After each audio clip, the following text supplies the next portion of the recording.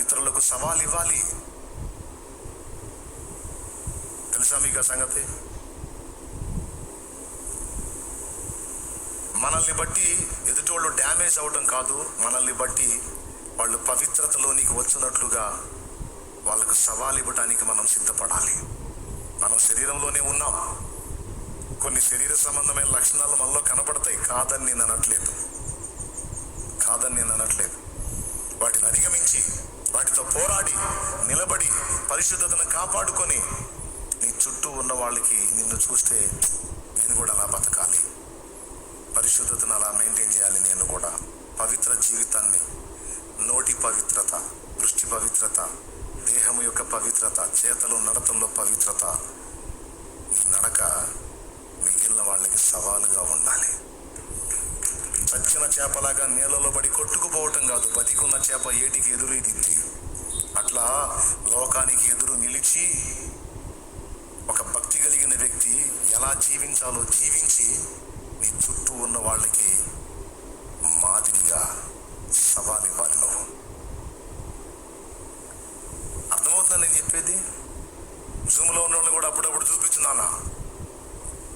నేను చెప్పింది మీకు అర్థమైందా?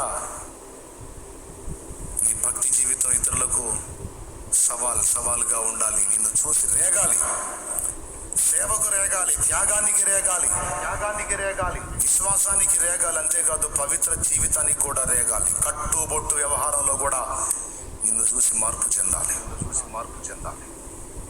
కానీ నీ లక్షణం చెప్పనా, సహజంగా అందరిని చూసి నువ్వు ఆ టైపులో మారిపోవడానికి తిప్పలు పడతా ఉంటావు. అలా కాదు. ఇతరులు నిన్ను చూసి మాదిరి తెలుసుకున్నట్లు, ఛాలెంజ్ తీసుకున్నట్లు నీ వ్యవహారం ఉండాలి. నీ చుట్టూ ఉన్న వందలాది మంది స్టూడెంట్స్ లోకానుసారంగా ఉండొచ్చు, కానీ వాళ్ళ మధ్యలో నువ్వు బలురక్కసి చెట్లలో వల్లి పద్మము కనబడినట్లు స్త్రీలలో నా ప్రియురాలు కనబడుతుంది అన్నట్లుగా నీ పవిత్రతను నువ్వు మెయింటైన్ చేయాలి.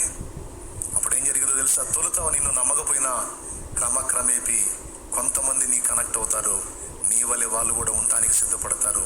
ఆ విధంగా తర్వాత మిగిలిన వాళ్ళందరూ కూడా సవాల్ చేయబడతారు. ఆ విధంగా సమాజాన్ని కాపాడితే మనమే కాపాడాలి. అంతే, సమాజాన్ని కొలిక్కి తీస్తే మనమే తేవాలంతే. ఈ విషయాలన్నీ మీరు దృష్టిలో తీసుకుంటారని నేను కోరుకుంటున్నాను.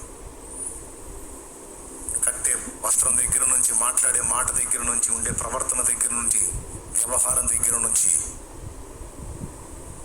నిన్ను చూస్తే ఒక పాఠమే, నీతో మాట్లాడితే పాఠమే, నీ సేవా విధానం, పరిచర్య విధానం, ప్రవర్తన, నియమం అంతా చూసిన వాడికల్లా పాఠమే.